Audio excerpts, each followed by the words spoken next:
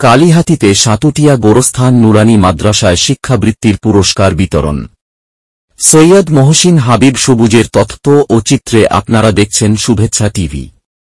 টাঙ্গাইলের কালিহাতীতে সাতুটিয়া গোরস্থান নুরানি মাদ্রাসায় ইকরা শিক্ষাবৃত্তি ফাউন্ডেশনের আয়োজনে নুরানি শিক্ষাবৃত্তিপ্রাপ্ত ১৩ জন শিক্ষার্থীর মাঝে পুরস্কার বিতরণী অনুষ্ঠান সম্পন্ন হয়েছে।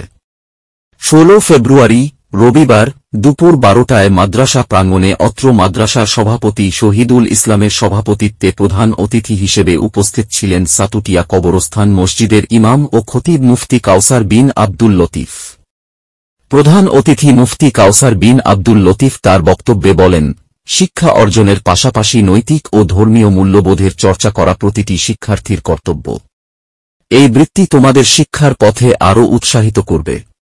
বিশেষ অতিথি হিসেবে উপস্থিত ছিলেন মাদ্রাসার সহসভাপতি ওয়াহেদ আলী গেন্দা, কালিহাতী উপজেলা এতিমখানার সুপার মৌলানা আব্দুর রহিম, কালিহাতী প্রেসক্লাবের সাবেক সভাপতি সাংবাদিক শাহ আলম, সাবেক সাধারণ সম্পাদক সাংবাদিক কামরুল হাসান, সাংবাদিক শুভ্র মজুমদার এবং সাংবাদিক সৈয়দ মহসিন হাবিব সবুজ। স্থানীয়দের মধ্যে উপস্থিত ছিলেন আনোয়ার হোসেন, মোহাম্মদ আলী বাবুল, আব্দুল খালেক, স্থানীয় গণ্যমান্য ব্যক্তিবর্গ, শিক্ষার্থীসহ শিক্ষার্থীদের অভিভাবকবৃন্দ প্রমুখ অনুষ্ঠানে অংশগ্রহণ করেন। অনুষ্ঠানটি সঞ্চালনা করেন হাফেজ মো. মানছুর রহমান।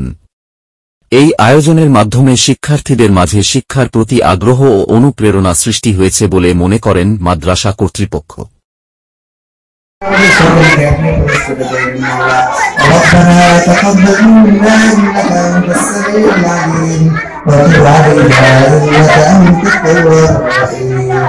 وصلى الله تعالى على خير خلقه محمد وآله وصحبه أجمعين.